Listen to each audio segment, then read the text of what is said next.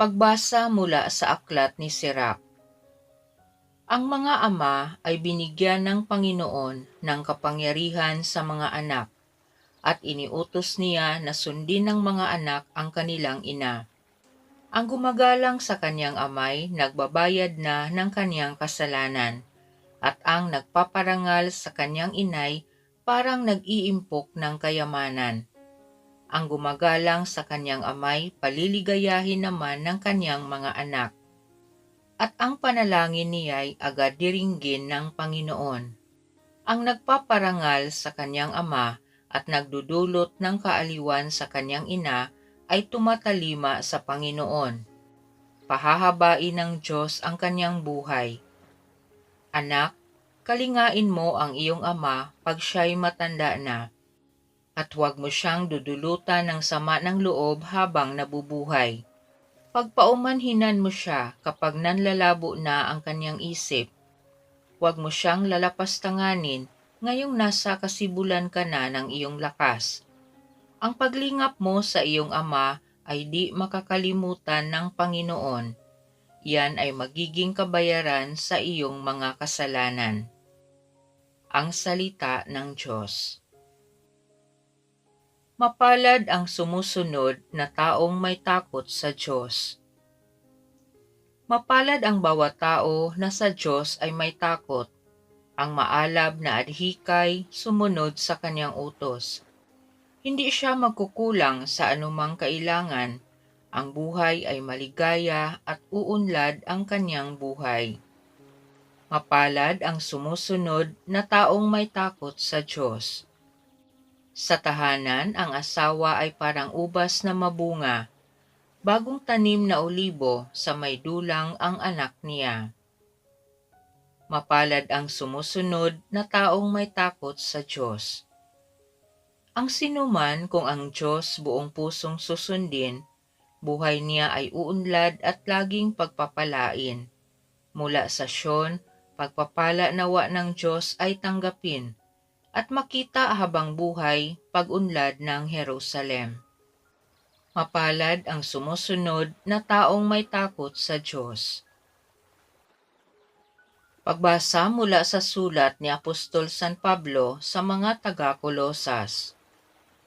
Mga kapatid, kayo'y hinirang ng Diyos, itinalaga para sa Kanya at minamahal niya. Kaya't dapat kayong maging mahabagin, maganda ang kalooban, mapagpakumbaba, mabait at matiisin. Magpaumanhinan kayo at magpatawaran kung may hinanakit kayo sa isa't isa. Pinatawad kayo ng Panginoon, kaya't magpatawad din kayo. At higit sa lahat, mag-ibigan kayo pagkat ito ang buklod ng ganap na pagkakaisa. At paghariin ninyo sa inyong puso ang kapayapaang kaloob ni Kristo, sapagkat ito ang dahilan kaya kayo tinawag upang maging bahagi ng isang katawan. Magpasalamat kayong lagi. Ang mga salita ni Kristo ay itanim ninyong mabuti sa inyong isip. Magpaalalahanan kayo at magturuan ng buong kaalaman. Umawit kayo ng mga salmo, mga imno at mga awiting espiritual na may pagpapasalamat sa Diyos. At anuman ang gagawin ninyo, maging sa salita o sa gawa, gawin ninyong lahat sa pangalan ng Panginoong Hesus, at sa pamamagitan niya'y magpasalamat kayo sa Diyos Ama. Mga babae, pasakop kayo sa inyo-inyong asawa, sapagkat iyan ang kalooban ng Panginoon. Mga lalaki, ibigin ninyo ang inyo-inyong asawa at huwag silang pagmamalupitan. Mga anak, sundin ninyong lagi ang inyong mga magulang, sapagkat ikinalulugod iyan ng Panginoon. Mga ama, huwag ninyong kagagalitan ng labis ang inyong mga anak, at baka manghina ang kanilang loob. Ang salita ng Diyos. Kapayapaan ni Kristo at salita niyang totoo, naway manahan sa inyo. Ang mabuting balita ng Panginoon ayon kay San Mateo. Pagkaalis ng mga pantas, napakita kay Jose sa panaginip ang isang anghel ng Panginoon.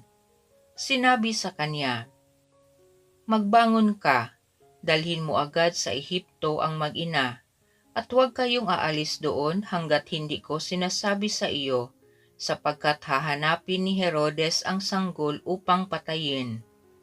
Kaya dali-daling bumangon si Jose at nang gabing iyo'y dinala sa Ehipto ang mag-ina. Doon sila tumira hanggang sa mamatay si Herodes. Nangyari ito upang matupad ang sinabi ng Panginoon sa pamamagitan ng propeta, "Tinawag ko ang aking anak mula sa Ehipto."